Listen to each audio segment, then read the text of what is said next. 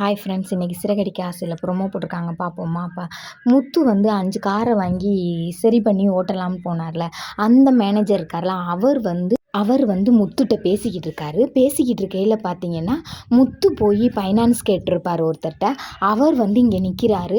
நீ தானே முத்து, இவர்கிட்ட தானே முத்து நீ வந்து ஃபைனான்ஸ் கேட்ட, முத்துக்காண்டி எத்தனை லட்சமாக இருந்தாலும் நான் சைன் போட ரெடி, நீ முத்துக்கு காசு கொடு, நான் வந்து உனக்கு சைன் போட்டு தரேன் அப்படின்னு சொல்கிறாங்க. அதை தெரிஞ்ச முத்து வீட்டுக்கு வந்து சொன்னோன்னே வீட்டில் இருக்க எல்லோரும் சந்தோஷத்தில் குதிக்கிறாங்க. முத்து காசை வாங்கி மீனா கையில் கொடுத்து, மீனா கொண்டு வந்துரு அப்படின்னு சொல்லிட்டு போயிடுறாரு. மீனா வந்து பூக்கூடையில் வச்சு கொண்டுட்டு வராங்க. இந்த காசை பெரட்டினதை தெரிஞ்ச சிந்தாமணி என்ன செய்கிறாங்கன்னு பார்த்தீங்கன்னா, 4 அடியாளை வச்சு இந்த காசை எப்படியும் அவங்க போய் கடனை கட்டிடக்கூடாது, அதனால நீங்கள் என்ன செய்கிறீங்கன்னா இந்த காசை மட்டும் கொண்டுட்டு வந்துருங்கடா, இவங்க எப்படி வீடை திருப்புறாங்க அப்படின்னு பார்ப்போம்னு நினச்சி சொல்லிட்டாங்க. சிந்தாமணி சொன்னோன்னையும் அவங்களும் என்ன செய்கிறாங்கன்னு பார்த்தீங்கன்னா, மீனாவை வந்து அடிக்காமல் கையில் கூடையில் இருந்து காசை பிடுங்கிட்டு தெரிச்சு ஓடுறாங்க. அதை துரத்தி போன மீனானால் பிடிக்க முடியலை. இருந்தாலும் ட்ரை பண்ணுறாங்க, முடியலை.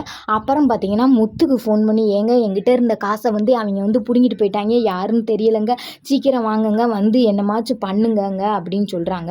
சொன்னோன்னையும் பார்த்தீங்கன்னா முத்து பதறி அடித்து வாராரு.